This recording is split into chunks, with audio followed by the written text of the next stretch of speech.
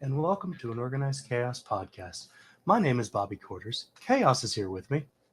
Hey. Hey. So, we're here to talk about some movies, music, whatever else crosses our mind. But here is also the home of the most unbiased, genuine thoughts. We're not going to do anything just to say it, just to make money off of it, because we don't make a lot of money off of this. In fact, we don't make anything. We just give our opinions. And our opinions are free and unsolicited, but they're not hateful ones. That is the important thing. Yes. But also, while you're here, please make sure to like, comment, and subscribe to my channel, that is Bobby Quarters, the podcast channel, Organized Chaos Podcast, and Chaos's channel while you're at it. So thank you for watching, and do enjoy.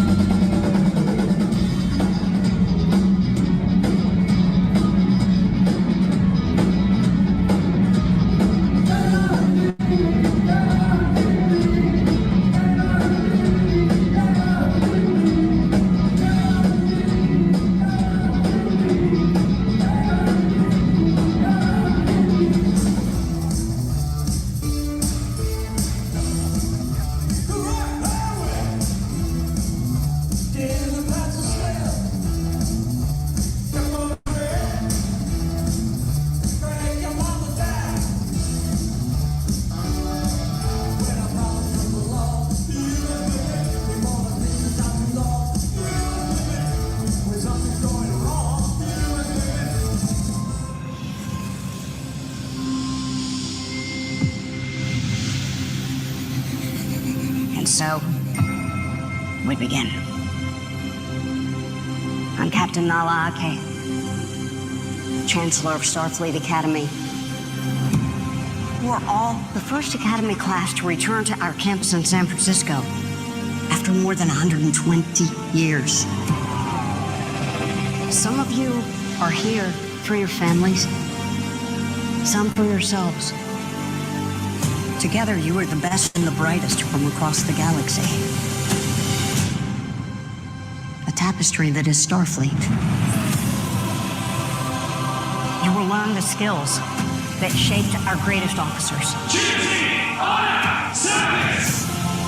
Like them, we'll ask you to give more of yourselves than you knew you had. To dream without limitations.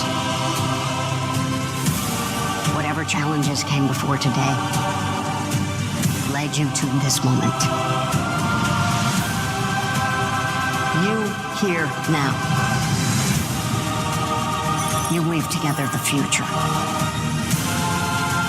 So go out and seek, explore, boldly go where no one has gone before. It is my great honor to welcome you all to Starfleet Academy.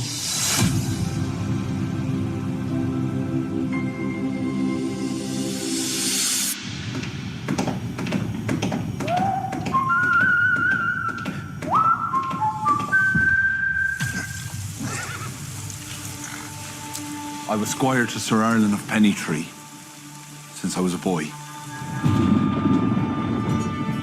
He charged me to be a good knight, to defend the weak and the innocent, and I swore that I would. Are you Baelor Targaryen? No. Then would you move the fuck out of the way? Yeah. Sorry. What's your name? Sir Duncan the Tall. Never heard of him. Do you know every knight in the Seven Kingdoms, then? The good ones. If you could bring me to Ashford, I could squire for you, sir. Rob me, and I'll hunt you down with dogs. You don't have dogs! I'll get some. Where? Oh! Boys, stop gaping. Sit to my horse. I'm not a stable boy, my lord. Not clever enough. I know I'm just a hedge knight, but sometimes I think there could be more.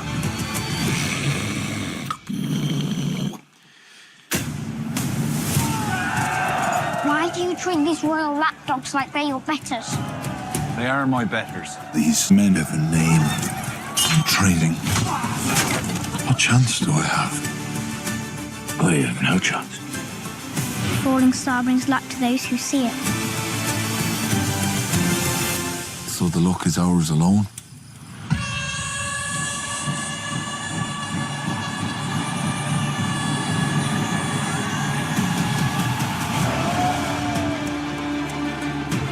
I need to fight honorably.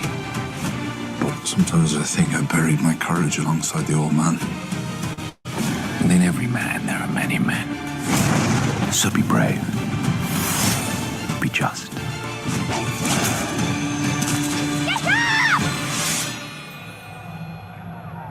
Be tall.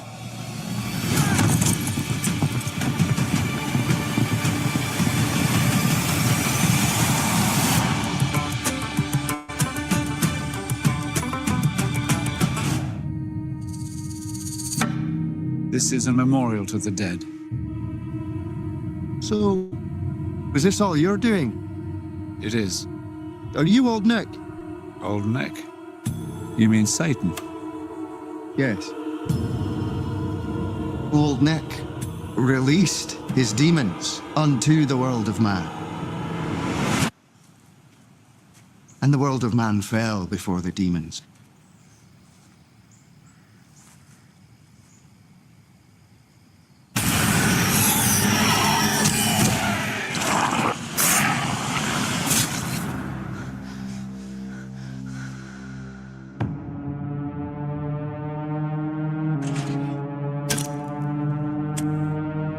I remember details, events and people.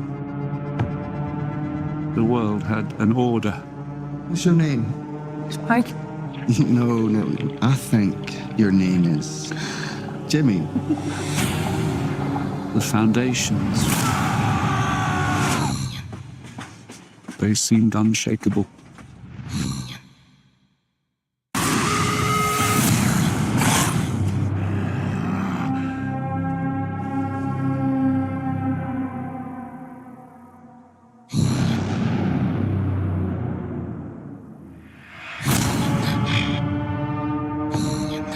When the infected attack, what do they see?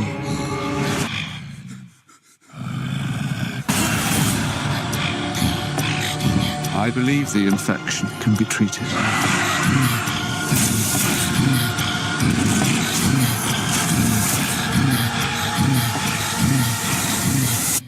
And now, a leap into the unknown.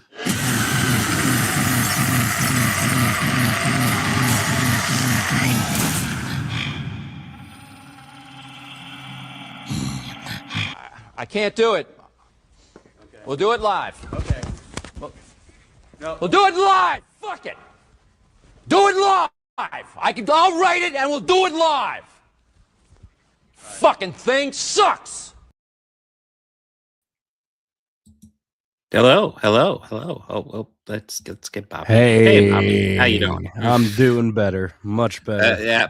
It sounds like you're a little rough. I know Bobby's been sick, so just Yeah. FYI, he hasn't gone to the theater. So when we get to 28 years later, it will just be my thoughts, which are the only ones that count. So Go fuck yourself. But yeah.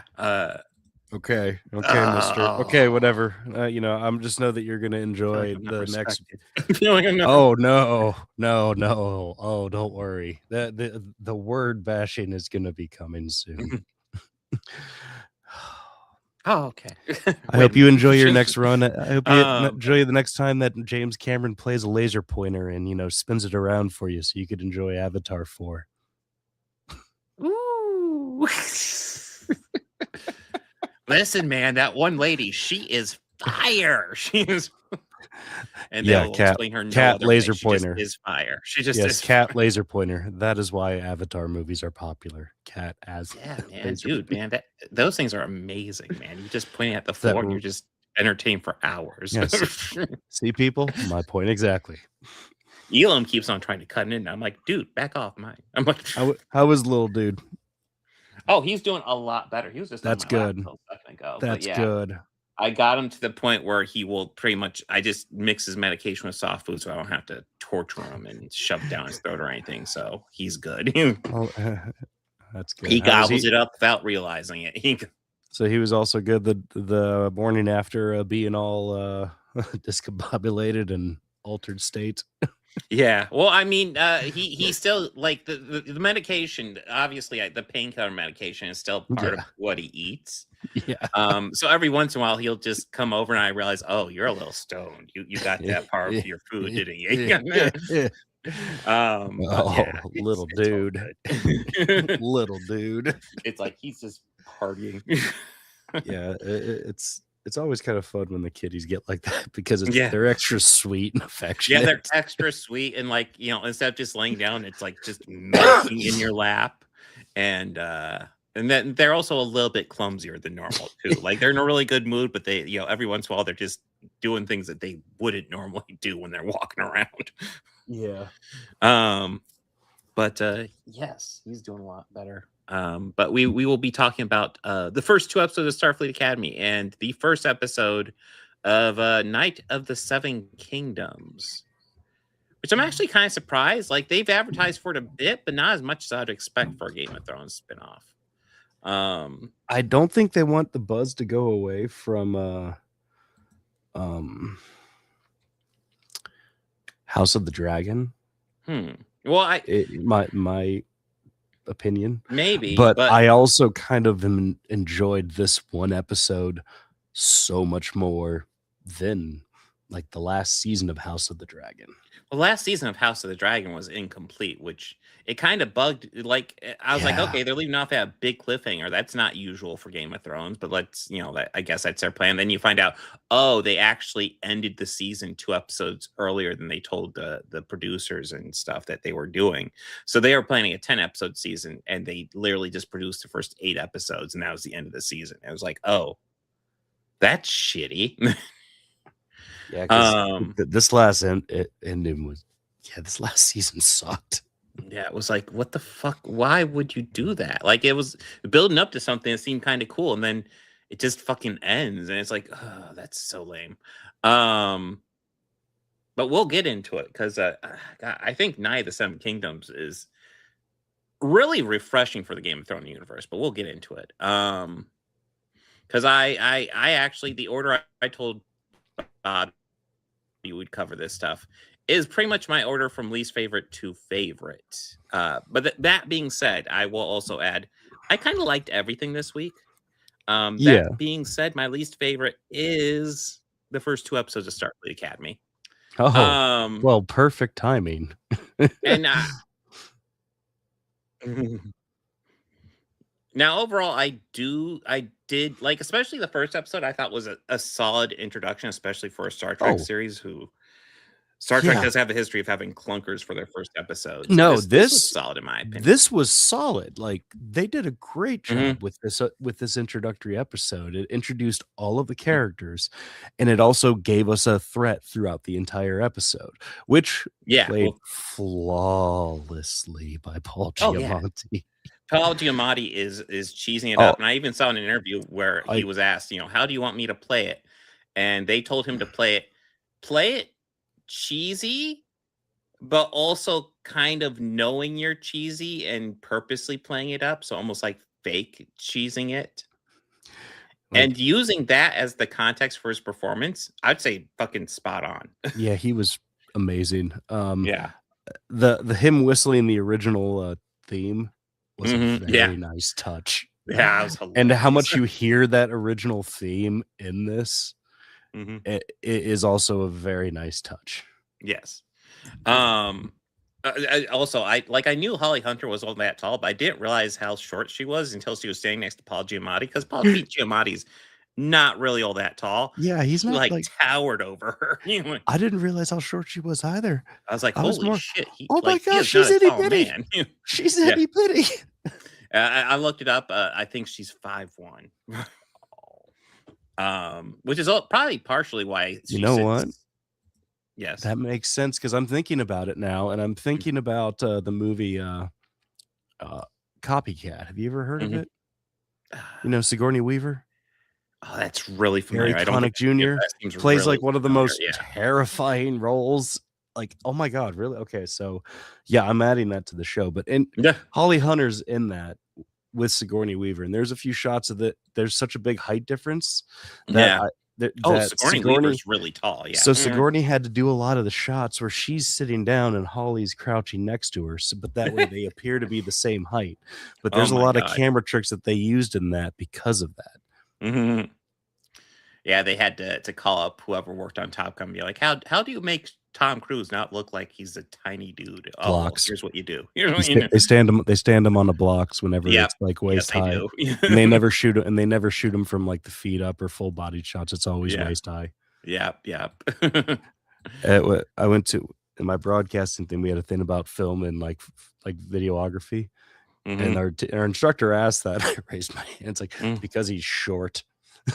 Yeah. And he laughed. He's like, that's not the answer I was looking for, but yes. That. Getting back to Starfleet Academy. So essentially the whole story is this is the first class of Starfleet Academy being restarted after the burn. So after a couple hundred years of the Federation barely existing, technically existing, but at like severely decreased power. Yeah. This is not like the one that we are familiar with. It's not. Yeah. This is a brand new, essentially, Starfleet Federation. Obviously, after the days of Kirk. Yes. Oh, yeah. No, there are tons of little Easter eggs. And probably the one I appreciate the most was seeing Forever Ensign Harry Kim, who he's like the hero of Voyager, and he's never got promoted. And then seeing his name in the wall as Admiral Harry Kim, I was like, oh, that's funny. That's nice. That's good. That's right, Admiral. That's right. It's like, okay, he finally got promoted. If you put his name up there as Ensign Harry Kim, it's like, the fuck is wrong? No, it was from Ensign to Admiral. Yeah, they looked at his records like, the fuck have you promoted this guy? And it's like, we've never promoted him. We've never. Oh, we got to make up for like years and years. Oh my god, bro, you're at least a captain now. They'd ask him, "What do you want? What rank do you want?" he's like, "Screw it, Admiral. Done." What? But there's of course the wall with pretty much who's of famous characters. There's literally the Doctor is a regular on this show who I'm always down for more Robert Picardo, and I'm a fan. And obviously I thought it was kind of fun that he had an elective for opera classes. And I'm sorry, I'm not a singer and I'm not really an actor, but I'd probably sign up just to do behind the scenes stuff. Shit. Sign up to do like tech. Yeah, absolutely. Opera needs tech, sound, video. Yeah. That sounds awesome. But we were slowly getting introduced to the characters. The only character, this is probably the character of the students I like the most, is the Klingon. Yeah, me I too. don't remember his name. They haven't really they've developed him a bit. Essentially, he's still like. But we got like a structure of the character. Yeah, that's the most development we've gotten for him yet. Yeah, and I'm sure he'll have some sort of like main character episode at some point this season. I am looking forward to it. But like, I like how like he composes himself almost exactly like a Klingon. He's tough. Yeah. He's got the voice, and he's literal. Yeah, but at the same time, he's also a medic, you know, because he likes the sciences and he likes healing people. Yeah. And he has a hobby of bird watching. And it's like, that is so like weird, but wonky, and I kind of dig it. I kind of like that he's not like a wanting to be a warrior. Like, yeah. And he's like, no, I want to save people. I want to save lives. Mm-hmm. That science is interesting to me. Yeah. It's just, he's going, you're a Klingon. And he okay. Yeah. Yes. They're like, wow, we don't usually see Klingons in the blue uniform, but okay. I'm here for it, actually. Yeah. No, it's so out there, and I'm like, okay, that's cool. I dig it. Our lead. Well, I'm our lead. Yeah.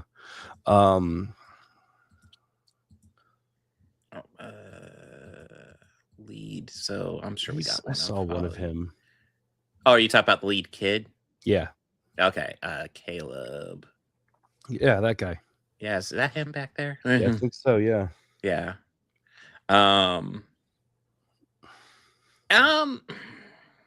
He's got the interesting story. Yeah, he definitely has the backstory. So the backstory setup is that you have Captain Aki, who is Holly Hunter. She is sent. I didn't even recognize her, but Caleb's mom. I can't remember her name, but she's played by Tatiana Maslany, and I was like, dude, I didn't even fucking recognize her. Holy shit! Either. Holy crap! Yeah, shit. I mean, I know she played like a whole bunch of roles in Orphan Black or something, and after that, I'm like, shit, I believe it, because I didn't recognize her at all in this series. Yeah, she is arrested for helping out this dude, Paul Giamatti's character, and a person got killed, meaning she had to serve time, and meaning Caleb had to become a ward of the Federation, of which he quickly escapes, and they lose track of him, and he just kind of lives on the run for a while until Aki's able to track him down 15 years later.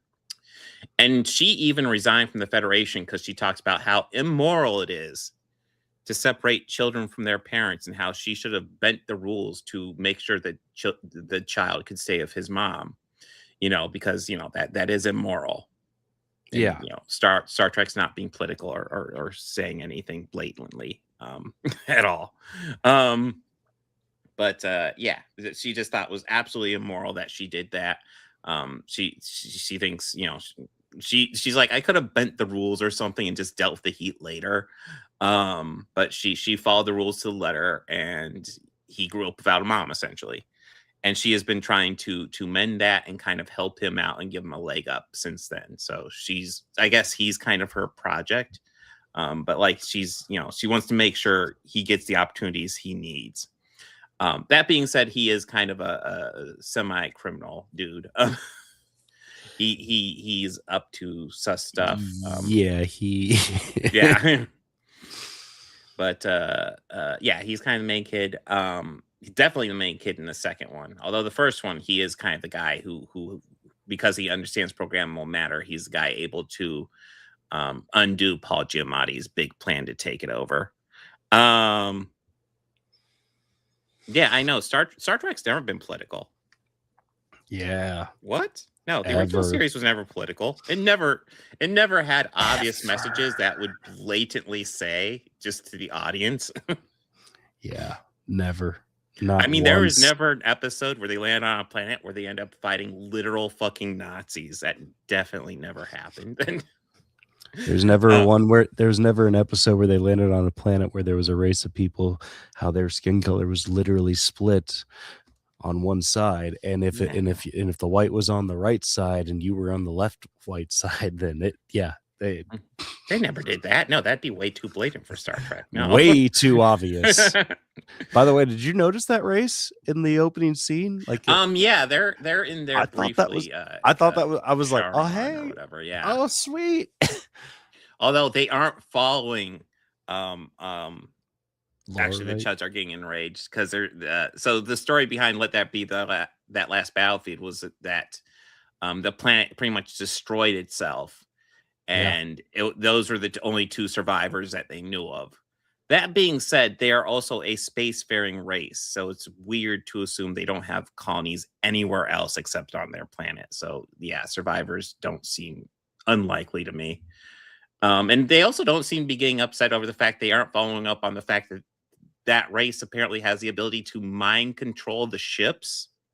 Because they were doing that in that episode, because the original series did weird fucking shit all the time. Yeah. Let us not forget about the whole mind control of a spaceship. Yeah. AKA the original series is fucking weird. I love it, but it's fucking weird.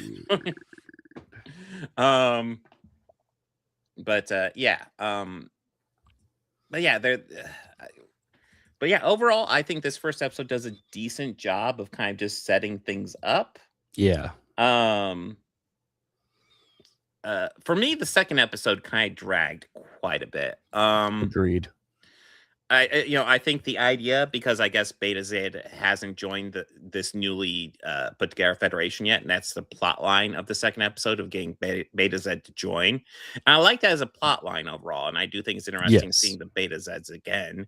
Because they're actually a planet like we hear talk of more than we actually see. I mean, obviously we have Counselor Tori, who is a half Beta Z, but that's about it. So it's kind of cool to actually see them. And yeah, Star Trek has been fucking weird since 1966. Yeah, and they have been subtle like a wet fart. Yes, so subtle. Famously, Kirk, Spock, and McCoy known for their subtlety. Yeah, McCoy. Definitely not blunt at all. No, not at all. No, you hear those complaints. It's like, dude, when's the last time you actually watched it? And he always is so pleasant about it too, and kind and polite and soft spoken. Never yells, never curses. Okay, I can't even keep that up. I can't do Bones like that. I have far too much respect for the character. Yeah. Oh, I mean, Bones, dude, I go off forever, but like Bones, Spock, and Kirk are just like their exchanges are always pretty much solid. Like I said, you may trash the Final Frontier, but I own the novelization. And that bit of him talking to Kirk, who's climbing the mountain.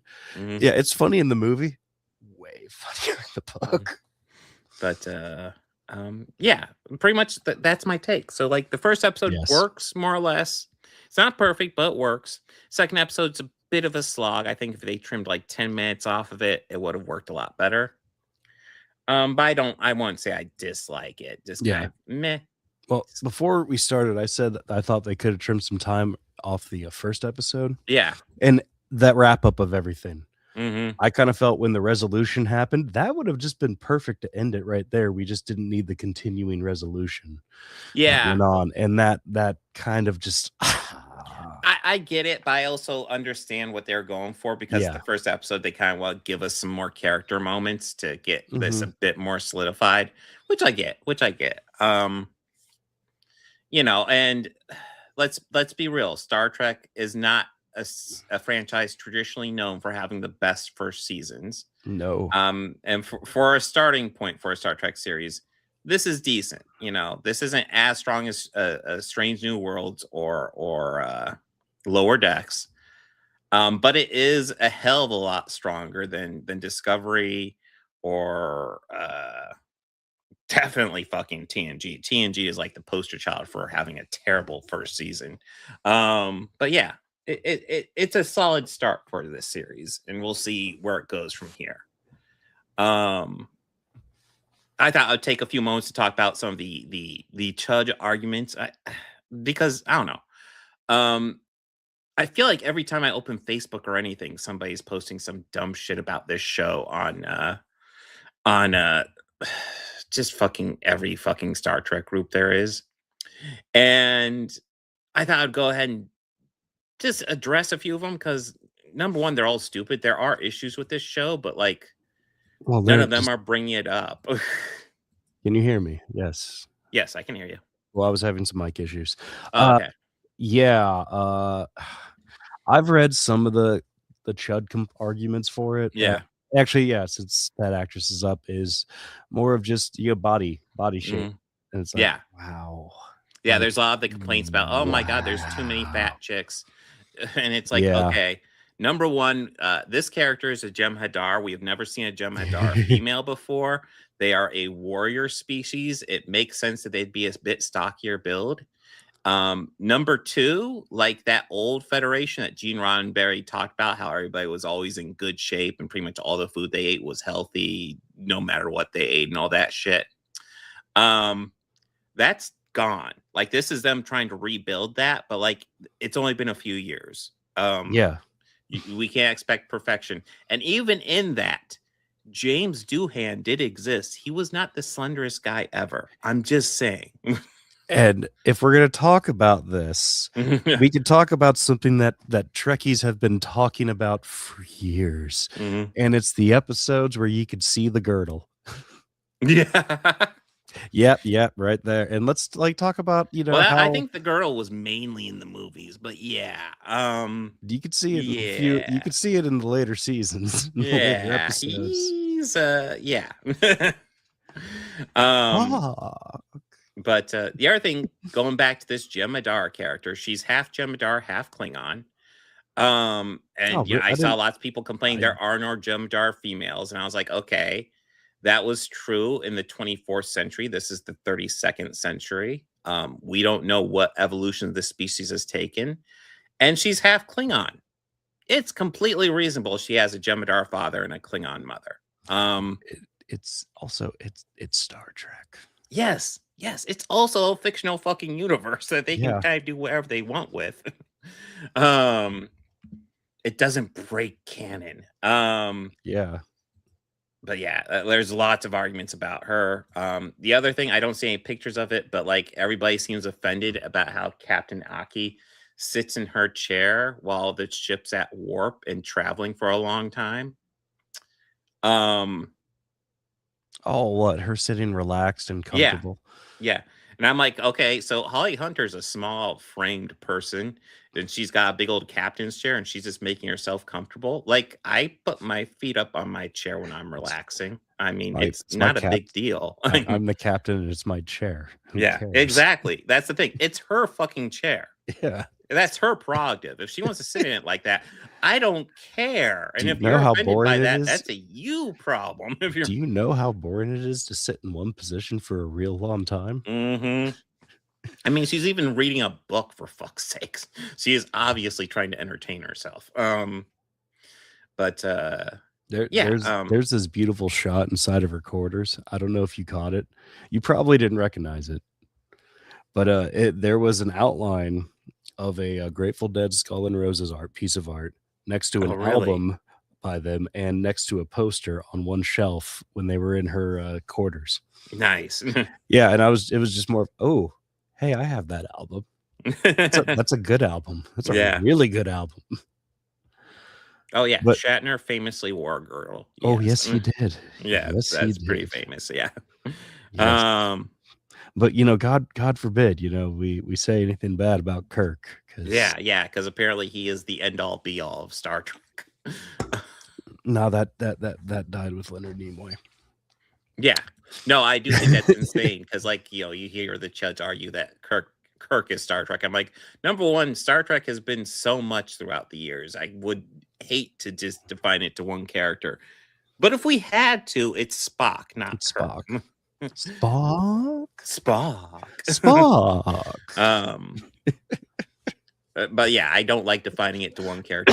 Again, it's not Kirk, no matter what you slice it. And if we want to talk about people who put the most time into it, then it's Worf.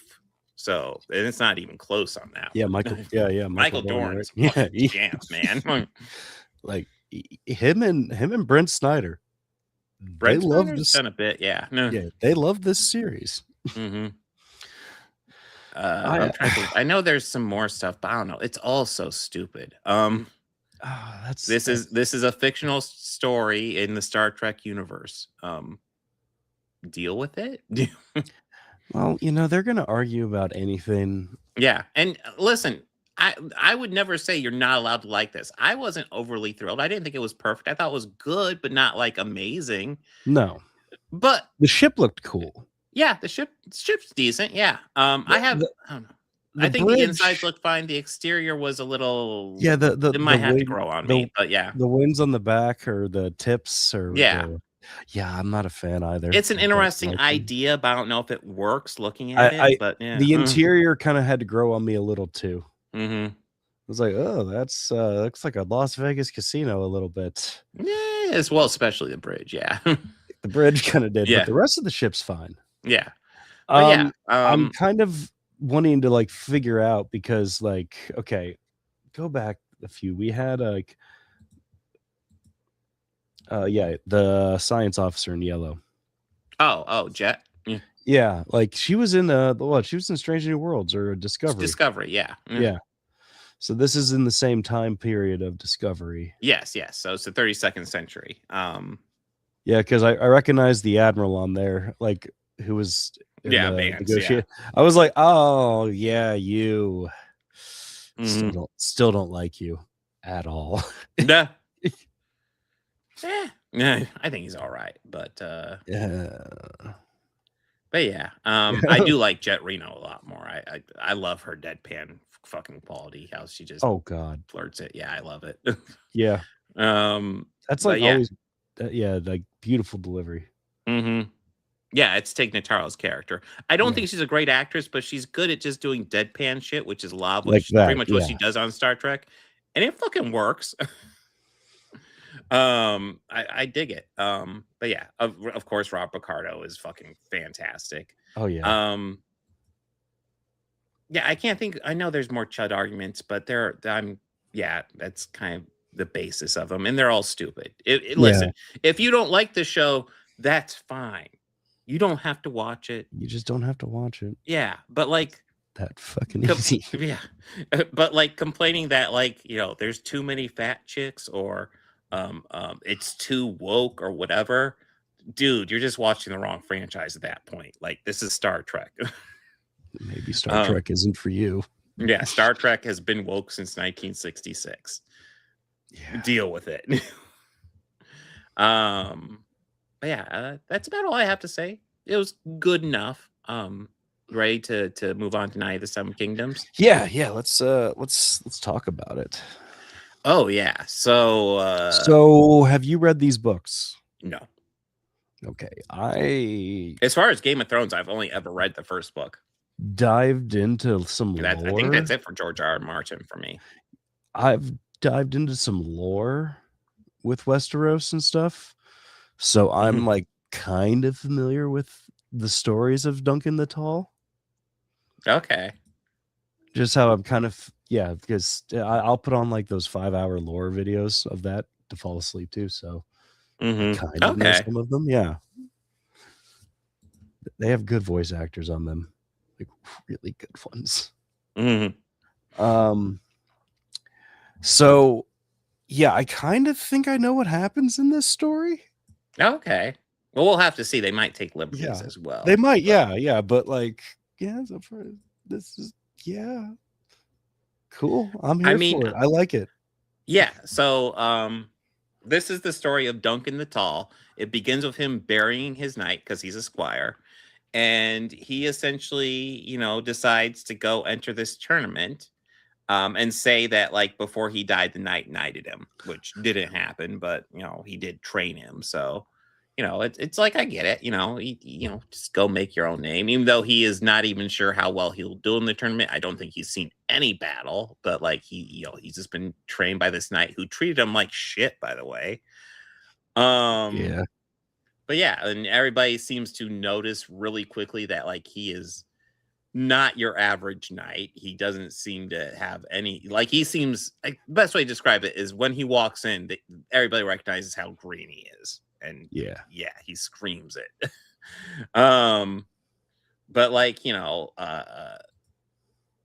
trying, I was trying to think of the best way to describe the vibe of this series, but and really the best way to describe it is because it is a Game of Thrones story, and it feels like they told the people doing Game of Thrones, I want you to do a Game of Thrones style story, but make it as comedic as possible, but still make it realistic. And if that was their goal, like, I would have to say this one kind of hits the nail perfectly. Yeah. Like, I really enjoyed the crap out of this. There are funny moments, quite a few funny moments. I think probably the one that really sticks out is when he's deciding to go, like right at the beginning when he's deciding, oh, maybe I'll go do this tournament, and you hear the Game of Thrones music starting to build up. And when that started, I was like, my heart almost sank, because I was like, oh, please don't just do the Game of Thrones theme again for this show. And then as it starts building, all of a sudden it turns off and hard cut to him taking a shit behind a tree. And I'm like, yeah, oh, that's funny. That was hilarious. That was great. It was the show pretty much saying, yeah, we're in that universe, but we're not that. I thoroughly enjoyed that. But yeah, I like that, like, because House of the Dragon, one of the complaints I could definitely levy at it, even though I kind of forgive it for it, is that it just feels like they're going for Game of Thrones, but in the past, like a prequel story. Yeah. But it's like, it's the same thing, but it works because it's overall decently well written and really great actors involved with it. But this is going for something different. This is very much the story of Sir Duncan the Tall, a knight with almost no experience trying to make a name for himself. I like that. I like just telling just a story very localized on one person and just following that person throughout the world of Game of Thrones. That sounds like a lot of fun to me. Yeah. I want to see how it develops. But yeah, I enjoyed the crap out of this.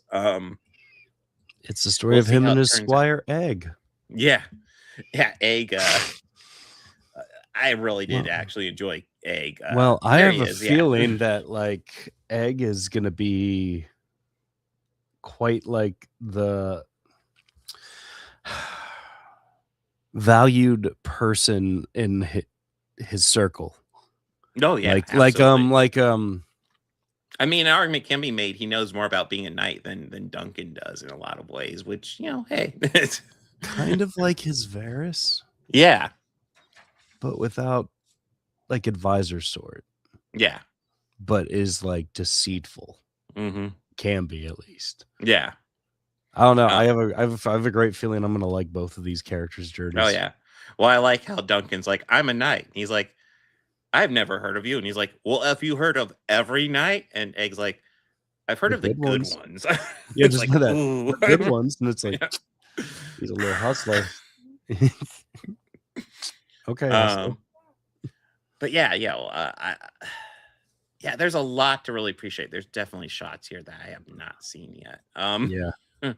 But yeah, there's a lot to appreciate here, like how the other knights kind of really disrespect him. God, I'm brain farting on this guy's name. He was he a Targaryen? Something like that. No. But yeah, it's Baratheon. Oh, he's a Baratheon? Yeah, that'd make more sense. He doesn't have the bleached blonde hair. Yeah. In the stag, yeah. Yeah. Absolutely. Yeah, he is. Yeah, actually, I know, like, the first time someone was saying, I go, yeah, of course he's a Baratheon. Of course. Look at that. Look at that dead gear. But yeah, he's able to pick out Duncan immediately, and he's like, what are you doing here? And he's like, oh, I just want to do the tournament. And then he's like, okay, what gift have you brought to me? And he's like, gift? And he's like, bro. But then they end up getting drunk and having fun. Yeah. He just ends up respecting Duncan's honesty. Yeah, he's like, okay, sure. Because Duncan does have that quality where he just, you just ask him, he'll just tell you kind of what it is. Pretty much the only thing he's lying about is that how the knight knighted him before he died. But everything else is pretty much on the level with him. Yeah. To better or worse.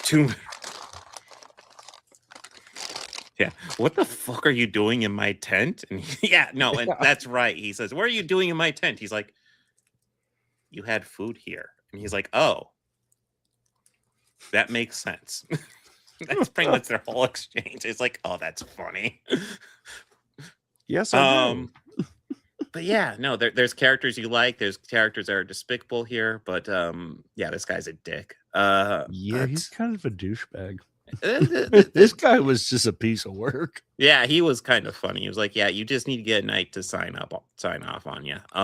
What I think, oh man, mhm. I would have like cast Michael Palin to play that guy. Not him. That would have been fun. Not him, but you know he the might. one. Yeah, this guy. Yeah.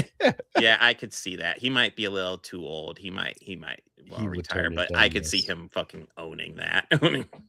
I think this guy did a good job, though. He did. Not breaking Tom eye Von contact. Lawler. Mm. No, he was great. Yeah, that was hilarious. Mm-hmm.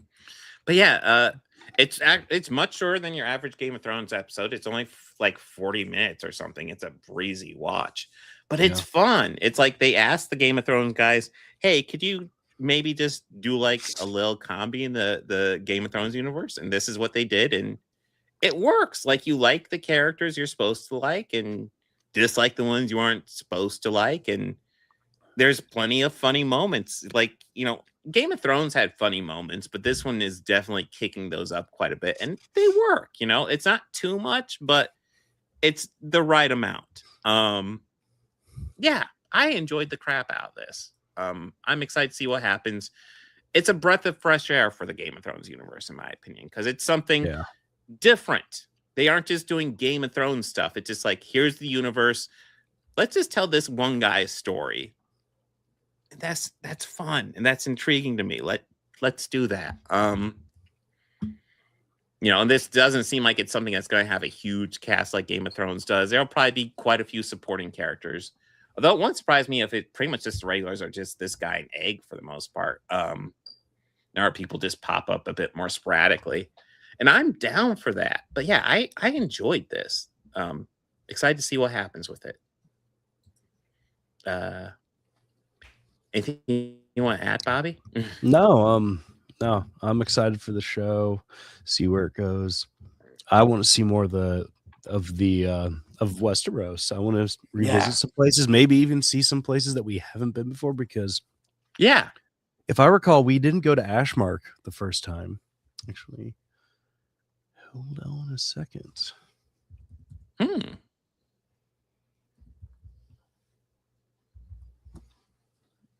I don't know. Yeah, but there's a lot of places we can explore, and we can actually really explore them since we're just following like one person. We'll pretty much be with them the whole time, which kind of really gives us a different view of Westeros as well. But yeah, this is fun. Are you ready for 28 years later? Yeah, tell me a bit about that. So 28 years later, I only have one very tepid complaint of this movie, and that is I kind of wish we had a bit more with Spike. Spike is a major character in this. He was the main character in the first one, and he is still a major character here. But mostly this story is about Ian, who is Ray Fiennes' character. There he is. And that being said, I really enjoy his story here. Spike ends up with this group called the Jimmies. We saw their leader there in that one shot. Why is this moving so slow? There. Okay, yeah, there. That's the leader of the Jimmies. And they're essentially this roving group of fucking murderers who just pillage, find people, kill them, and pillage them, and sometimes recruit new people. And Spike ends up essentially becoming a Jimmy by getting a lucky, like he has to fight another Jimmy to the death to get the spot. And he essentially gets a really lucky shot against him and wins and becomes a Jimmy. And he hates it. But a lot of the story is focused on Ian here, Dr. Ian Kelson, who we saw in the first one. And honestly, I didn't know if we'd get any more of him because I did like him, but I assumed we would carry on and just see like new stuff with Spike in the other movies. But it loops back to Ian a lot throughout this. And throughout Act 1, we see Ian, and this is Samson, and we see a bit of Samson in the first one. He's the alpha that lives nearby. And what's happens that's very interesting is the way that Ian deals with a lot of the infected when he encounters them is he shoots him up with morphine and kind of just drugs him up. And what starts happening is Samson starts purposely visiting him with the sole intent of getting shot up with morphine and getting high. And throughout the beginning of this movie is like, because once that starts happening, Kelson decides, maybe I'll take a little dose. And so like the beginning of this movie is a lot of them just hanging out and getting high together, which is it's hilarious. And it's kind of nice, but it's kind of wild, but it's like, I also kind of get it. It's like, okay, cool. So yeah, Samson and Kelson get high a lot in this. And I almost thought, here's the funny thing, I almost thought this movie would have an all Duran Duran soundtrack, because Kelson has a little record player and he puts it on. I'm expecting something classical or something. And all of a sudden I hear the beginning of the song and I'm like, I chuckled in the theater. I was like, oh my God, is he listening to Girls on Film? And yes, he was listening to Girls on Film. That's fucking, oh, that's great. That's wonderful. And then we get a solid bit of Ordinary World when after the first time he and Samson just get high together, because it's like, oh my God, the infected and uninfected are just chilling out together. And then we get a bit of Rio, although we don't get too much of the actual recording of Rio. What we actually get is Kelson getting high and dancing with Samson while he sings Rio. To Samson? Yes. who is infected. He doesn't understand things quite well, but he is high and happy. But that's a lot of the beginning of this story. And it's fun. It's like, oh my God, this is wild. And I will say this is a lot like the first 28 Years Later, in that this takes place in post-zombie apocalypse. There are zombies. There's lots of gruesome deaths, but it's a bit more based on like about the characters than than actual zombie attacks. And there are zombie attacks here, of course, but it's more interested in just exploring these characters. And I really appreciate that about this movie. Samson here actually gets a character arc, which was kind of surprising. I don't want to give away too much, but like, I really liked it. I wasn't expecting that. Of course, Kelson gets a character arc as well as Spike, but that's a bit more expected. Oh yeah, there's the group of Jimmies, and then that's Spike's mask there. God, there's that. This scene where Kelson has to essentially. I really don't want to give away what this scene's about, but it is so cool and so much fun. I don't know how does it involve morphine and Duran Duran? No, but it does involve Iron Maiden. Okay. He does bring out the record player. He does have an Iron Maiden record. So he also all right. He's got some Maiden in there. All right. Yeah. It's not all exclusively Duran Duran. No. For a little bit at the beginning, I thought it might be, but it's not. But yeah, no, I thoroughly enjoyed this. I think I probably like this one more than the second one, or more than the first one. Blah. But yeah, this is I think Nia DaCosta, who I was a little bit hesitant because I really wanted Danny Boyle to stay on directing this, but I wasn't as familiar with Nia DaCosta outside the Marvels, which is a movie I'm not overly thrilled with. It's all right, fine. It's not as bad as people make out, but it's definitely has its issues. I was a little concerned to see her directing this. After watching it, like, all concerns gone. She fucking nailed this movie. In some ways, I think an argument can be made she did a better job with this than Danny Boyle did with the last one, which pretty high praise considering I really respect Danny Boyle. Well, the PDF cult, they don't really explain it, but they don't really associate with that either. It might have been the original plan, but they might have cut that out. But they because, are, you know, they are gang that killers, so that certain person is a piece of shit. yeah. Oh yeah. Yeah.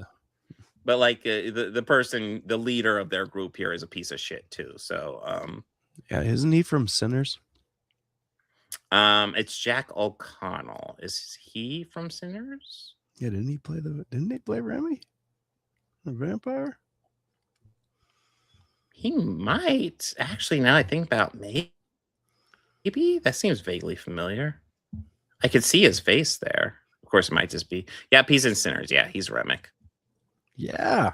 Yeah. And that's another thing. So I was really concerned considering how quickly this movie was coming out. Because yeah, the first 28 years later was only like in June. I was like, wow, they're releasing it really fast. They're getting it out in January, which is a death zone for movies. It does make me wonder if maybe they weren't confident in this. The studio wasn't. But I will say I thought this was fantastic. I thoroughly enjoyed this movie. It does some wild stuff with its characters. And there's characters you hate, and then characters you're kind of mid with, and characters you love. And it definitely sets up the third one, getting you pretty excited for that one as well. Even though I would say this one stands on its own fairly well, but it does a good job of setting up the third one as well. But yeah, I thoroughly enjoyed this movie. Highly, highly recommend it. All right. Yeah, January's gone better. Yeah. There's.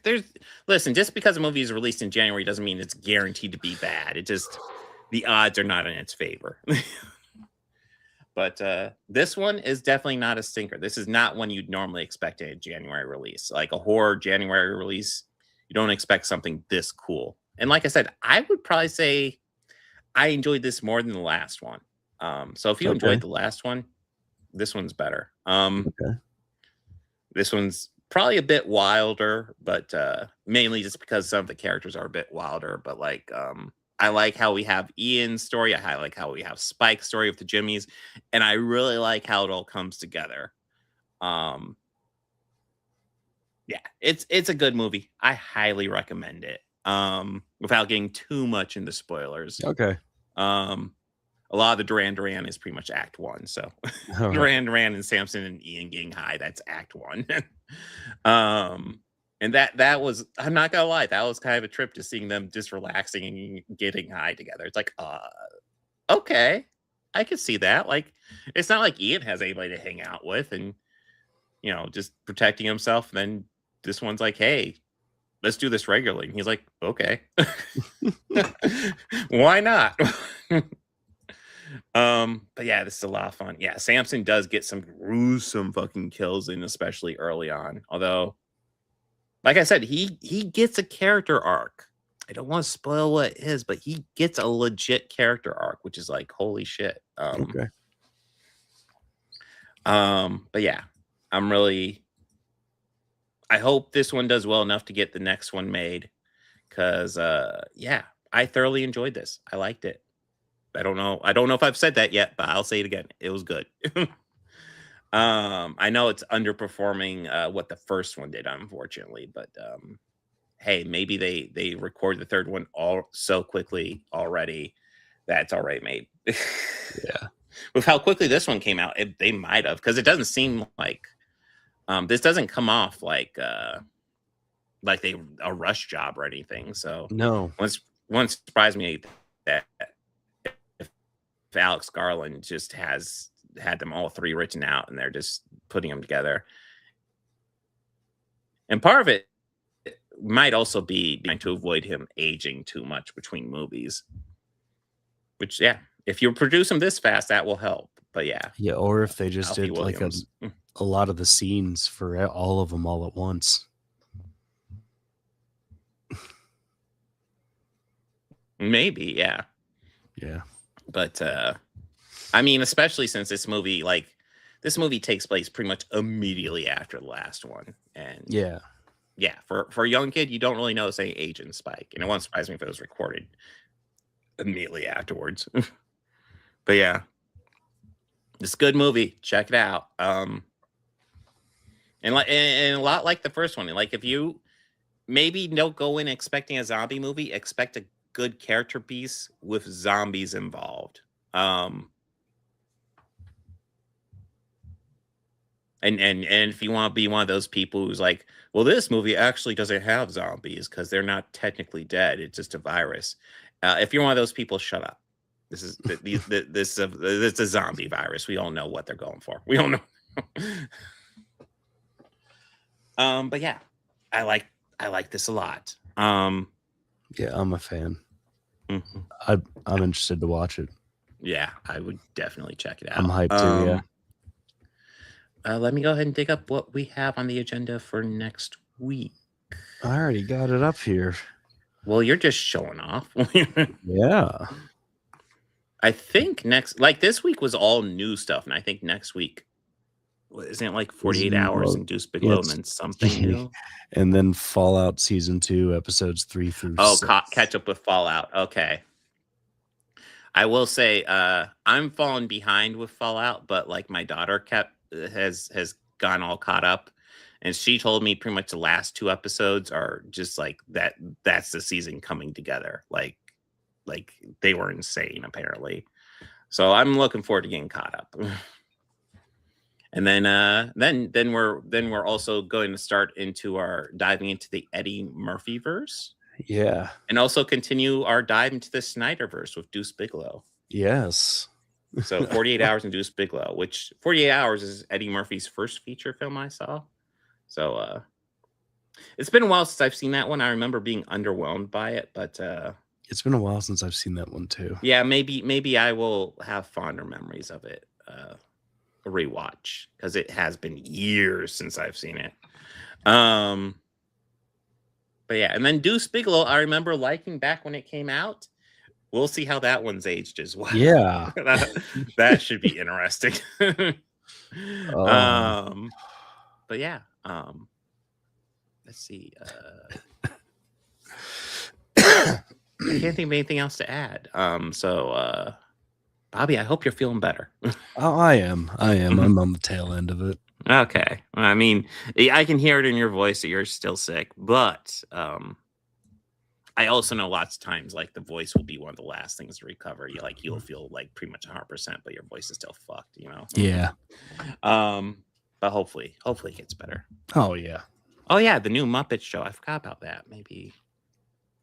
I don't even know where that fits. We'll look at it. But yeah, I won't mind watching that either. I completely forgot about it. Yeah,